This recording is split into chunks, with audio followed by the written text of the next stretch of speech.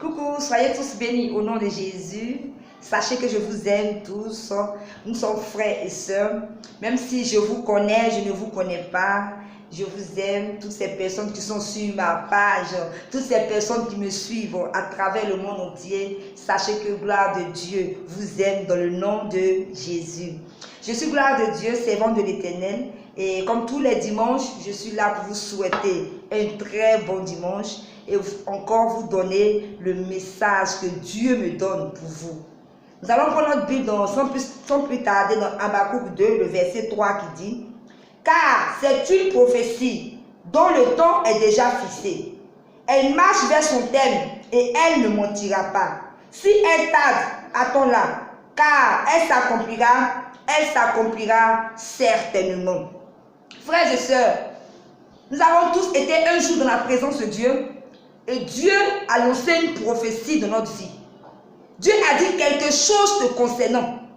Mais depuis des années, cette prophétie, cette promesse venant de Dieu ne s'est pas encore accomplie dans ta vie. Pourquoi? Parce que, frères et sœurs, lorsqu'une prophétie est lancée dans la maison de Dieu ou dans une assemblée de prière concernant ta vie, il y a aussi ta part que tu dois jouer. Dieu a lancé la prophétie.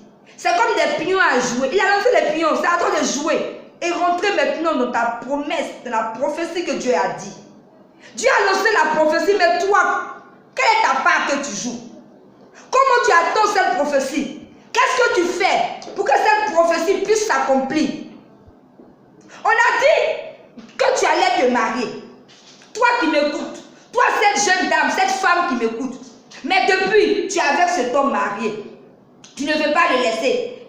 Non, il paye ma maison. Non, si je le laisse, comment il va manger? Pourtant, Dieu t'a dit que tu allais te marier.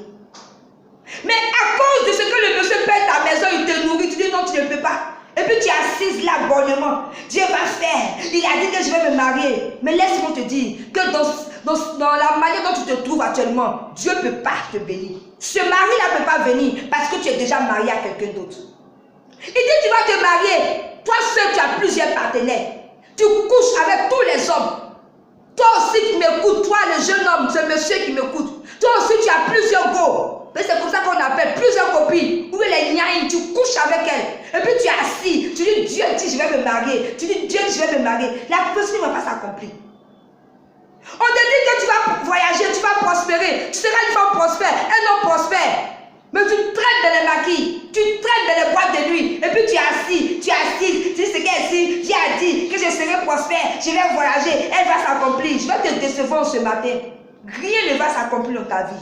Parce que quand Dieu te donne une prophétie, tu as aussi ta part à jouer. Je vais lire Ésaïe 59, le verset 1 à 3, qui dit: non, la main de l'Éternel n'est pas trop courte pour sauver, ni son oreille trop dure pour entendre. Mais ce sont vos crimes qui mettent une séparation entre vous et votre Dieu. Ce sont vos péchés qui vous cachent sa face et l'empêchent de vous écouter. Ce sont vos péchés qui vous cachent sa face et l'empêchent de vous écouter. Chers frères et sœurs, lorsqu'une prophétie est lancée, il y a aussi notre part à jouer. Tu ne peux pas vivre dans le péché. Tu ne peux pas vivre hors de la présence de Dieu. Et puis cette prophétie va s'accomplir.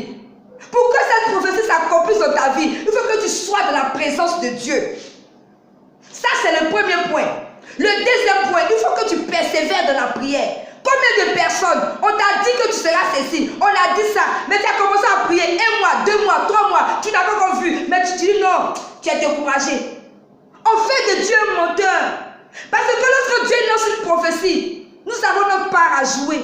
Dieu a déjà lancé la prophétie. Il dit si elle tarde, attends-là.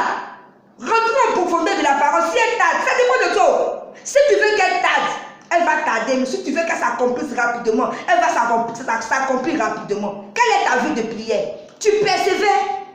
Le chrétien ne veut plus prier. On n'aime plus on ne veut plus persévérer dans la prière. Lorsqu'on est un sujet de prière, on prie 1 mois, 2 mois, on arrête. Parce que nous, forcément, lorsqu'on prie, automatiquement les choses doivent se faire. Mais est-ce que tu persévères? Il faut persévérer tant que tu n'as pas vu la prophétie s'accomplir. Persévère dans la prière pour que cette prophétie puisse s'accomplir dans ta vie. Il faut persévérer.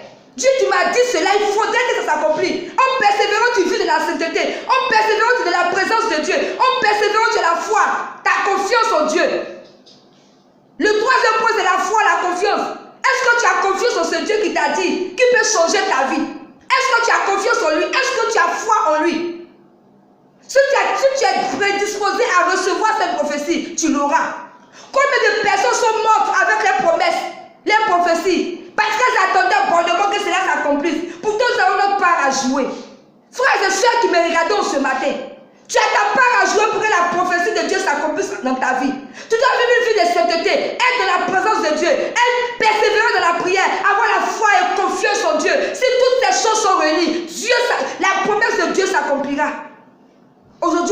Dieu est un menteur.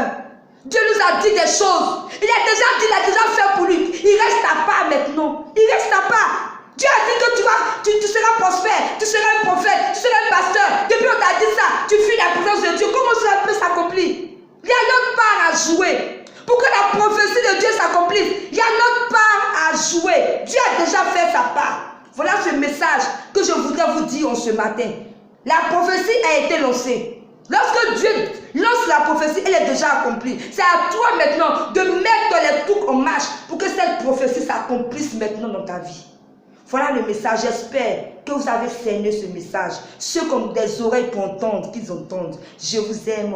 Et c'était gloire de Dieu. À très bientôt pour une prochaine vidéo. Je vous souhaite encore un très très bon dimanche. Soyez tous bénis. Bye.